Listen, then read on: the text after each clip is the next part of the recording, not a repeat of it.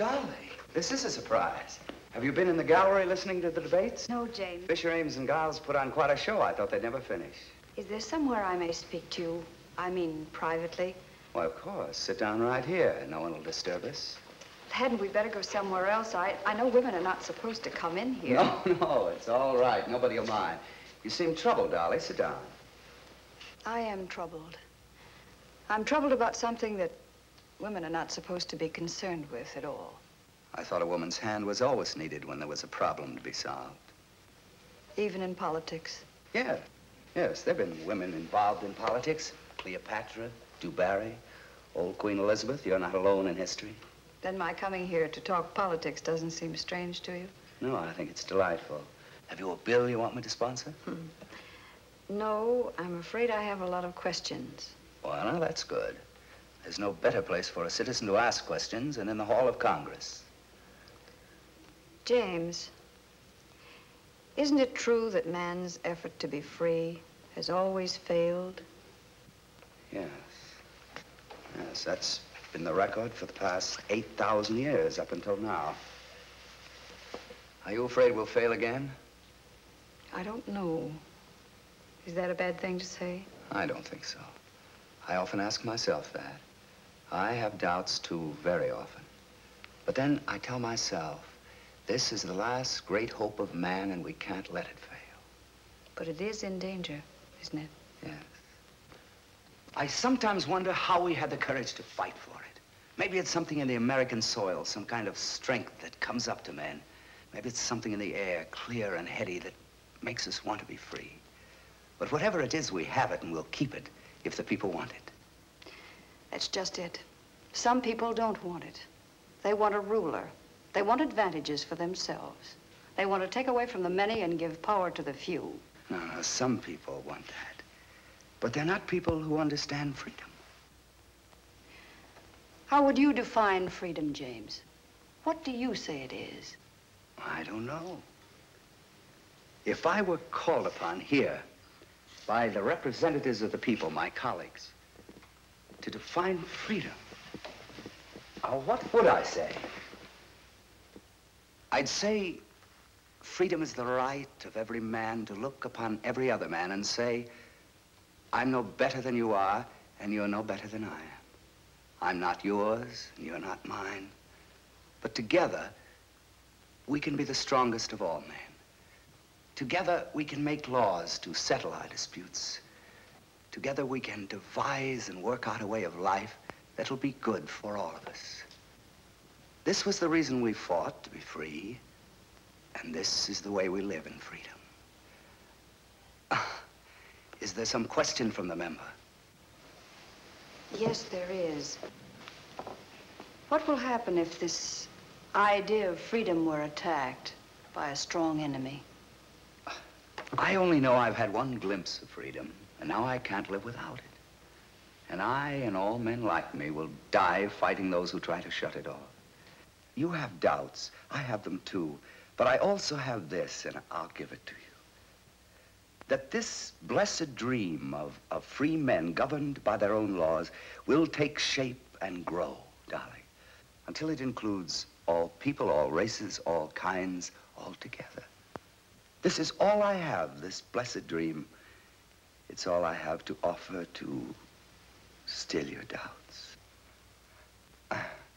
I'm sorry, I didn't mean to make a speech. Oh, James, it's all so clear to me now. You're not crying. No. No, I'm not crying. I know something now, it seems, I've always known. I know now, James, that I love you. I've been trying to say those same words to you since the first day I saw you. And now I didn't even have to propose. No man has ever made a more beautiful proposal. See here, you two. This chamber is for making laws, not for making love. It's all right, Hugo. Oh, forgive me, Mr. Madison. I didn't know. I never dreamed. Neither did I.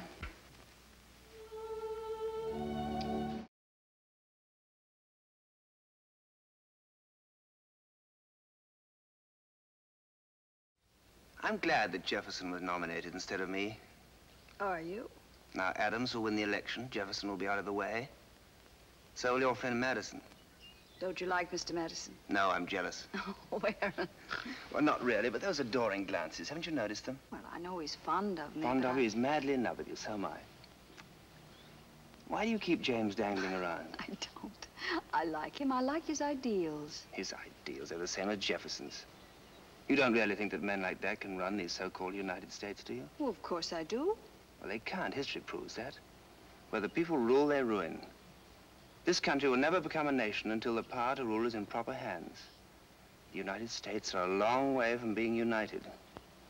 You yourself fought to make this country a free nation. I'm still fighting to make it a nation, not a collection of tribes. That's what it is now. New England and the southern states beat out the tom-toms over the tariff. New York and Pennsylvania hold war dances and yell against the taxes. Every so-called citizen wants everything for himself and to leave nothing for the other man. A country so divided and a people so selfish makes a very tempting dish. Aaron, that's no way to take defeat. Defeat? I'm not defeated. And when this union of states breaks up, I'll pick up the pieces. Jefferson and Madison can have their day now. I'll have mine later. Not that way, Aaron, no. I'll preach freedom and rebellion in the same breath. I'll lead and the rabble will follow, and in the end I'll rule. I'll rule without election. I'll rule without Congress. Aaron, that's treason. You shouldn't talk like that. Too many men have died for our liberty. Treason? You may call it treason, but I call it destiny. Your destiny and mine. Aaron, you frighten me when you talk like that. I'm going to rule this country alone. Only you will be at my side, always.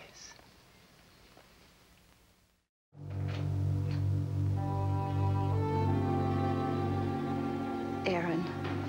Dolly, you're here. I knew you'd come. Oh, I wish there was something I could do. You're here, that's all that matters. I've thought of every moment we spent together. The rides we used to take, the times we danced, and those wretched little inns we went to. I thought of those times, too. And that time you came to my house in New York, I should never have let you leave. You did a fine thing for your country that day, Aaron. I did that for you, Dolly. It's the only thing you ever asked of me, and I couldn't refuse you. And now you're here because you can't deny me anything. Please understand, I came here to give you my sympathy. Sympathy? Well, that's very touching, dear Dolly, but I don't need your sympathy, yours or anybody else's. But the penalty for treason is... Death. I met that bony old beggar before. Now he's missed me once again. The verdict of the court, not guilty. I bribed a bailiff to listen to the vote. Well, aren't you going to tell me you're happy? I am. I hope all of this has made you think, Aaron. It has. I'll never make the same mistakes again. Then I am glad. That's why I sent for you. Because we love each other. And I wanted you here to see me triumphant. Do you realize that this verdict of not guilty may not be popular with the people? Popular? I should hope not. I want them to hate me. I want them to hate the laws that let me loose, the court that set me free. I want to sow hate and reap a harvest of power. But you just said that all of this had made you think. It has. It's made me think of the power of fear and hate. Don't you realize, Dolly, what this verdict will mean? When they hear the news, when they hear that I am free, I'll walk out of this jail bigger than the whole government. Then you'll see their fear. Oh, they'll try to attack me. They'll forget their famous laws and turn into a mob and be shot down by their own soldiers.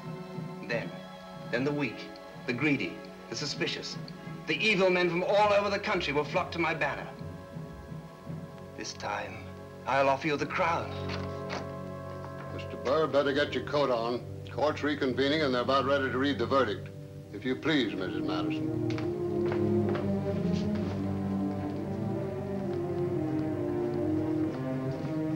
And this time, Mrs. Madison, I won't fail.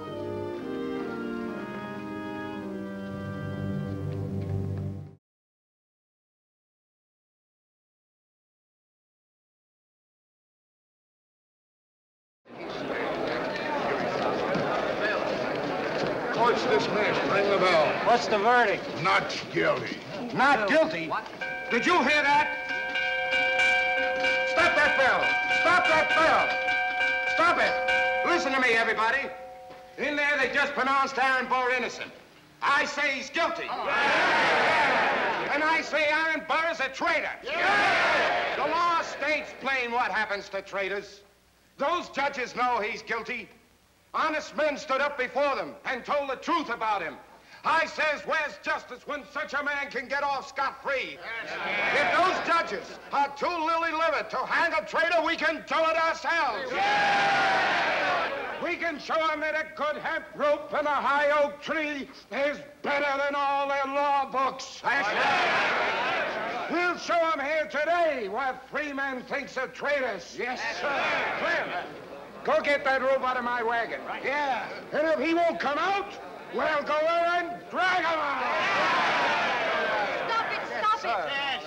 What is that, ma'am? You must not do this, you must not. Ma'am, don't you believe in justice? Justice? Justice was never done by a mob. Was that justice what those judges did in that court today? Ma'am, you got a queer sense of justice.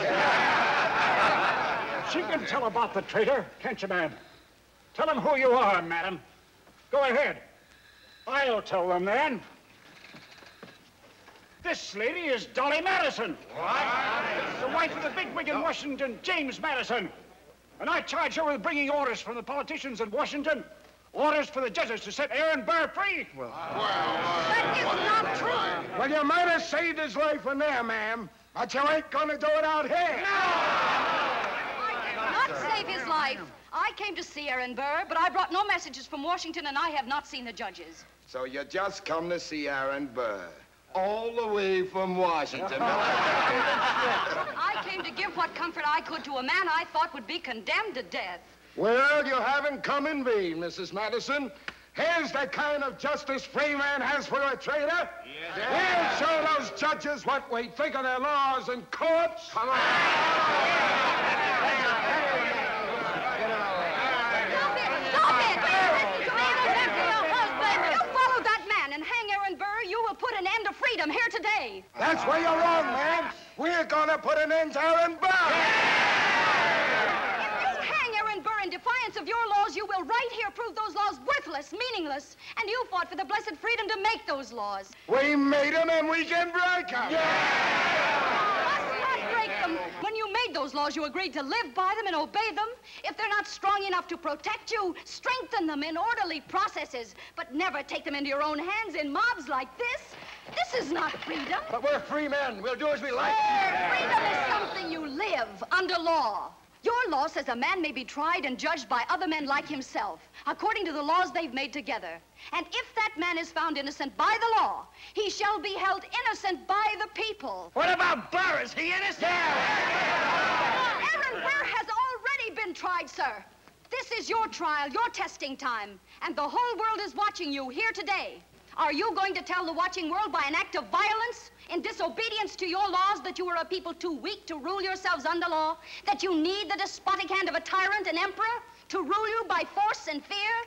Had Aaron Burr succeeded in his plan, he would have abolished your laws, your courts, and your rights. And you want to hang him for that. Yet here you are abolishing them all yourselves. Oh, my countrymen, Aaron Burr is but the first to challenge your freedom. He will not be the last. Then we'll hang Aaron Burr and discourage all the rest. That will not discourage them. You and I must live the example of a free people. We must prove to any man or set of men who believe themselves cunning enough to destroy our freedom that with clean hands and united hearts, we are able to deal with traitors as a people under law and with order. Here he comes now, surrounded by your soldiers. And remember, he's a free man under your laws. And those are your soldiers under oath to protect your laws. And if you try to take Aaron Burr from them, your soldiers will be forced to fire on you. Mr. Burr wants you to do just that. He wants you to spill your blood here. He wants you to hate him. He needs your hate. He needs your fear. Your fear and your hate will make him strong, so that other traitors like himself will join him and again attack your freedom. That is his plan. He told me that tonight. Have him deny that if he can. Come on. If you truly want to destroy Aaron Burr, don't try to hang him. Don't make a martyr of him. Turn away from him. Let him pass among you in peace. Turn your backs on him and let him pass on into the oblivion he has chosen for himself.